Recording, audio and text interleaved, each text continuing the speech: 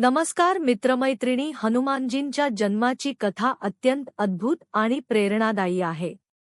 ही कथा मुख्यत्वे अंजनगिरी पर्वतावर घडली असून यात पवनदेव, भगवान शिव आणि माता अंजनी यांचा मुख्य सहभाग आहे। हनुमान जन्माचे प्रमुख टप्पे। 1. माता अंजनीचा पूर्ववृत्तांत। माता अंजनी ही पूर्वजन्मी पुंजिकस्थला नावाची एक अप्सरा होती।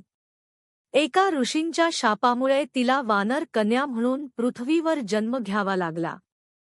या शापातून मुक्ती मिळवण्यासाठी तिला भगवान शिवाच्या अंशाला जन्म देणे आवश्यक होते।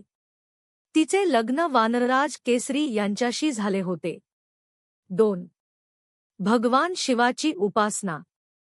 पुत्रप्राप्तीसाठी अंजनी माता आणि केसरी यांनी भगवान शिवाची कठोर तपश्चर्या केली। त्यांच्या भक्तीवर प्रसन्न होऊन भगवान शिवानी त्यांना पुत्राचे वरदान दिले। 3. दशरथाचा पुत्रकामेष्टी यज्ञ आणि खीर। इकडे अयोध्या नगरीत राजा दशरथ पुत्रप्राप्तीसाठी पुत्रकामेष्टी यज्ञ करत होते। यज्ञातून अग्नी देव प्रगट झाले आणि त्यांनी दशरथाला एक दिव्य खीर प्रसाद दिली, जी त्यांच्या तिन्ही राण्यांनी प्राशन करायची होती। 4. पवनदेवाचा सहभाग।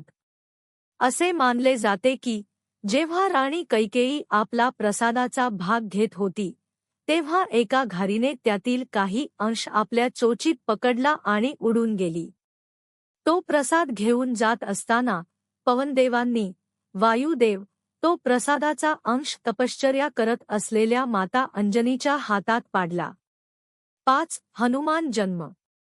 माता अंजनीने तो प्रसादाचा अंश भगवान शिवाचा आशीर्वाद समजून ग्रहण केला।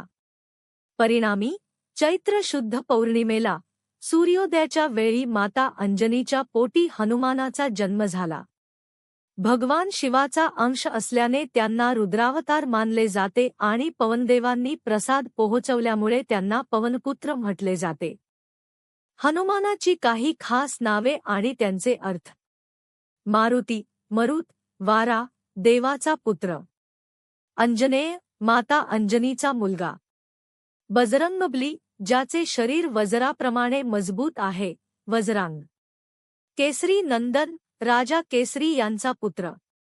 हनुमान जन्माचा हा प्रसंग आपल्याला शिकवतो की जेव्हा भक्ती, अंजनी, शक्ती, केसरी आणि ईश्वरीय संकल्प शिव एकत्र येतात, तेव्हा हनुमानासारख्या महान संकटनाशकाचा जन्म होतो। ही कथा आवडली तर माझ्या चॅनलला सबस्क्राइब, लाईक, कमेंट नक्की करा। मराठी माणसाला सपोर्ट करा। धन्यवाद।